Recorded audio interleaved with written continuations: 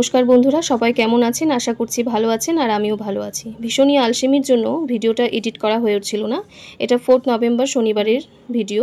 দুপুর এখন 1টা মতো বাজে আর এখন সকালে জলখাবার খেয়ে একটু ঘুরতে বেরোবো। কোথায় যাব, কেন যাব সব বলছি, আগে একটুখানি রুহির মুখ থেকে শুনি। Hello guys. ইরাম, আচ্ছা কোথায় যাচ্ছ? পূজা দিতে। পূজা দিতে? কোথায় যাবে?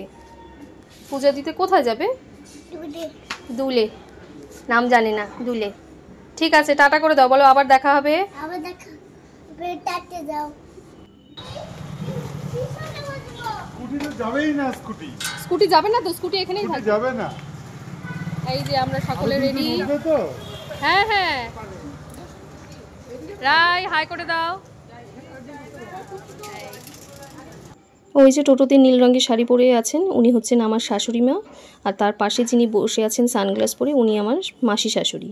তো আমাদের বাড়িতে বেড়াতে এসেছে, সেই কারণে একটু ঘুরতে যাওয়া। আর ঘুরতে যাওয়া মানে তো ওই বোদাগঞ্জ আর না হলে গাজলডোবা, এই দুই জায়গা। আর হাঁটু ব্যথার কারণে আমার শাশুড়ি মা বেশি দূর যেতেও পারে না, তাই বোদাগঞ্জে যাওয়ারই সিদ্ধান্ত নিলাম। টোটোতেই উনি বেশি কমফোর্টেবল, খোলামেলা থাকে তো তাই।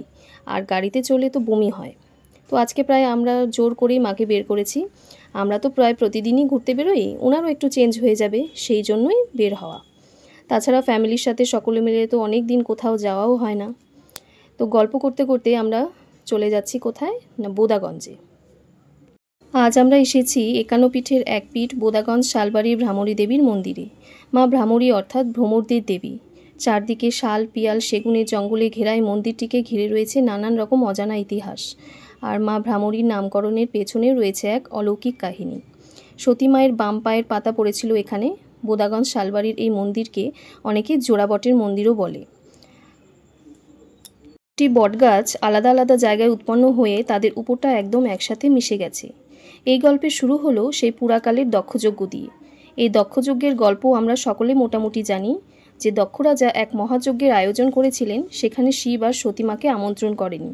তার স্বামীকে আমন্ত্রণ না জানানোর জন্য সতী খুব ক্রুদ্ধ হয়েছিলেন।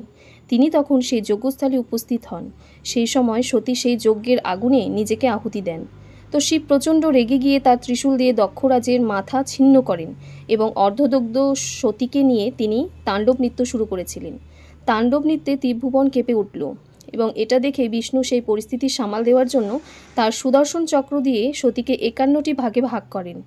সেই 51 ভাগের মধ্যে একটি ভাগ পড়েছে এই সতীপীঠে। যেখানে যেখানে সতীর এক একটা অংশ পড়েছিল, প্রত্যেকটা জায়গাতেই এক একটি করে পীঠ তৈরি হয়েছে। বোদাগঞ্জ শালবাড়ির এই জঙ্গলে পড়েছে সতী মায়ের বাম পায়ের পাতা। শুধুমাত্র ধর্মস্থান নয়, অপূর্ব প্রাকৃতিক টানেও আমরা বারবার মানুষেরা এই জঙ্গলে ছুটে আসি। চারদিকে শাল পিয়ালের বনে ঘেরায় মন্দিরটি সত্যি উত্তরবঙ্গবাসীর কাছে এক গর্বের জায়গা। বহু পূর্বে তিস্তা নদী এই মন্দিরের পাশ দিয়ে বয়ে যেত, তাই এই মন্দিরের আরেকটি নামও ত্রিস্রোতা ভ্রামরী দেবীর মন্দির। পুরাণে তিস্তা নদীকে ত্রিস্রোতা নামে অভিহিত করা হয়েছে। দাঁড়ান, যাদের জন্য এসেছি তাদের কেমন লাগলো এসে, তাদের মুখ থেকে একটুখানি শুনে নি। বোদাগঞ্জে এসে কেমন লাগছে? খুব ভালো লাগছে। খুব ভালো লাগছে? শরীরে কোনো অসুবিধা নেই তো? না না, কোনো অসুবিধা নেই। নেক্সটে আসবে এরকম বললে? হ্যাঁ আসবো, কারণ কি এখানকার বন জঙ্গল এত সুন্দর, এত ভিউ। এসে কেমন লাগছে বলো? বোদাগঞ্জে এসে কেমন লাগছে একটু বলতে। খুব ভালো লেগেছে বোদাগঞ্জে এসে। নেক্সট টাইম কি আসতে চাও? হ্যাঁ, আমি আরো পীঠ দেখতে চাই। আচ্ছা, ঠাকুরের, সতী মায়ের আরো পীঠ তীর্থস্থান দেখতে চাই। আচ্ছা ঠিক আছে, নেক্সট তাহলে আরো প্ল্যান করতে হবে। হ্যাঁ, থ্যাংক ইউ।